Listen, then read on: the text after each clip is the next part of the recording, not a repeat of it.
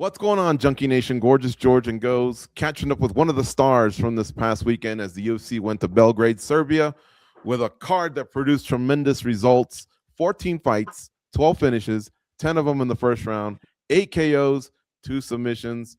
One of the gentlemen that got a win this past weekend, Jovan Leka, beautiful kick to the body.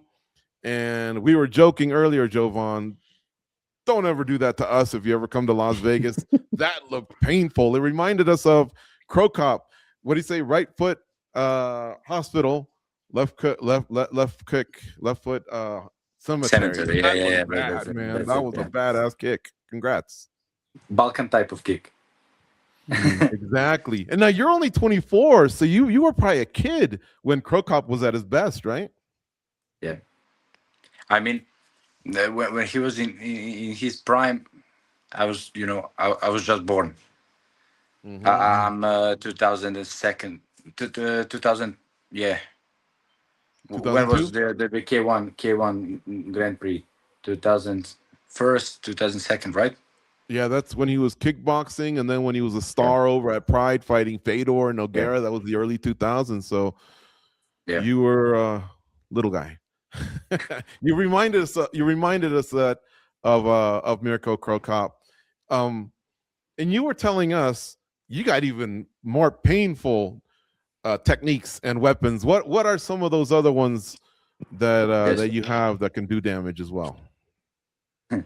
I don't know, should I say it, but for example, my right kick, people around me always, waiting for that right one because I think the right one is 3 times harder than this with my left leg, but we have much time in front of us, so maybe I'll catch someone with the right one. You know what's cool is about 6 months ago, they were saying the UFC's heavyweight division is kind of shallow. There's not as many good fighters because Ngannou left, Miocic retired, and Aspinall got the eye injury. John Jones dipped in and dipped out. But man, Perisic in Australia, you this past weekend, Hokic and the 2 fights he had in like 2 months, Gable Stevenson, the heavyweight division's getting exciting again. Yeah, you're absolutely right.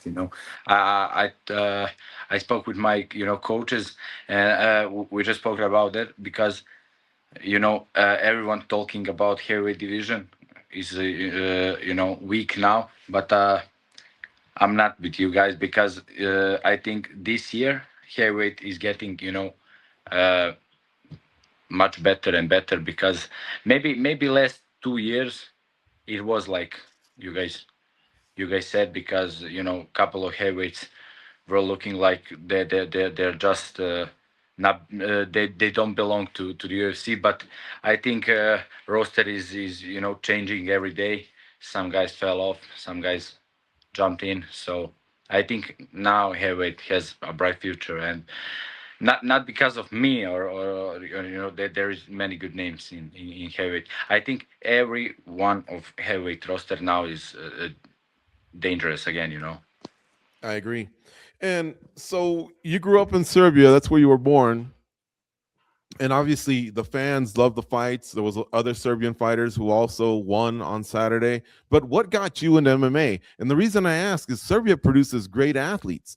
We've seen Jovic in NBA, Nikola Jokic. Djokovic, the tennis player. Of course. What drew you to MMA versus other sports? I don't know. I've tried many sports. I've tried every sport you can imagine, but fighting is just inside me. Since I was born. So I think I mean I like every other sport. I'm a big fan of sports in general, but every time we do any kind of other sport, when the fight comes up, everything stops, and I always I was always in front line for fight. This is my passion, to be honest, and this is how I came to fighting. Did you get your fighting spirit from your mom's side or your dad's side of the family? I would say both, both Both. of them. Ah. This is. I mean, there is a lot of a lot of fighting blood in my bloodline, from both sides. But maybe father's one is slightly in slight advantage. Is he a big guy? Is he a big guy like you? 6'4", 6'3"? No, there is the crazy thing about my father. He's the smallest guy in family. Oh, His okay. brothers are big. We are all big, but my father is the only one short guy in family. He's like 180 centimeters, even maybe less, like 177, maybe six. But all other guys, his brothers are huge. Got it. All right. My grandparents, they were also big people, huge people. Mm. I was gonna turn it over to my brother, but let me ask you one more. How many friends and family did you have in the arena on Saturday? I don't know exact number, but a lot of guys came in. A lot of guys couldn't get tickets, because no one was expecting, the amount of cards and tickets that are sold in like 20 minutes. Yeah. But a lot of them watched me from Novi Sad and from home. Hmm. But there is still a lot of people in still a lot of my people in arena that night. Jovan Leka joining us here on MMA Junkie Radio. He got a big win this past weekend at the UFC Belgrade show in Serbia versus Alexander Popik. First round body kick followed up with some punches, and it was all said and done. All right, let's turn it over to Goes. Goes, what do you have for our guest? Jovan, so was the kick something that happened during the fight that you were setting up, or was it something that before the fight you kind of saw through footage that it's something that you could do? Can you maybe explain how the finishing sequence came about? Yeah. So when my first opponent cancels the fight, uh, after my management gave us opportunity to fight Popek, my coach was like, "Okay, this guy is good. This guy has no weak spots. He has no huge mistakes he's doing in his fight. He's a all-rounded fighter. He does everything well, but just go in and fight him, and you're gonna beat him. Just get in and beat him. This is what was it looking, between me and my coach. And when I looked couple of fights, I throw a look, and I saw that when he do his movements, his hands are in between body and head, not covering head completely, not covering body as well completely. So uh, I knew that he's gonna be prepared, because he also has my fights on internet. So he can see that whenever I change my stance, I like to throw the high kick, and people are kind of afraid of my high kick. So I was like, I'm just gonna go and pull his hands, his guard upwards, and just aim for a body, and I also saw that he didn't, uh, he doesn't like body punches, in his pure fights, with for example, who's he for fuck sorry, I just got, my brain stopped. When he was fighting on Contender Series with, yeah, Jamahal Hill. Sorry, I saw that he literally destroyed his body. He shows that the pain coming from his body. So I was just looking. I know how powerful my kicks are. My middle kicks are maybe my you know my best weapon. I mean, right one exactly, but left one is also good. aiming for that liver, you know, same as I did in fight. So since the beginning, I was pressuring him. I was looking to you know manage my distance for boxing and to you know put him on heels and make him you know make him panic and catch him with some boxing. But I was all time looking for that liver, you know, or my you know I was about to throw body shots with my hands or with my legs. So I was just waiting for a moment that he you know slows down a bit, and when he did it, I threw my kick, and that's it. We talked a little bit about the heavyweight division and where it stands right now. When you look at the rest of the division, where do you think you stand out compared to the other ones? What's the big difference between you and them? I don't like to talk, you know, with no respect about these guys. These guys are best heavyweights in the world, right? You cannot be cocky and talk shit about these guys. There is a lot of awesome athletes, you know. Let the time show where am I and where should I be and where am I going to be, you know, in future. Just let the time talk about me, you know.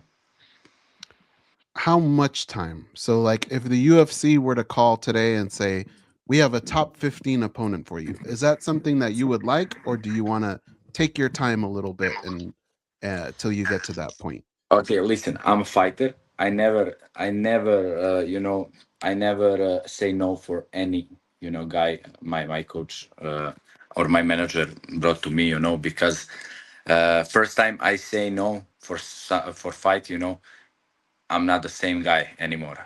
I'm a fighter, and my job and my, you know, my destiny is to fight everyone whenever, you know, I can go out on street and get a fight, you know. There is no canceling, you know, no this kind of opinion. So it's exactly same here. I don't want to rush. I mean, let the time do its own thing. So this is why I have great management. I have great coach. These are the guys who are looking for you know, for me, and picking the right time and right opponents for me in, you know, looking. My coach knows me best, right?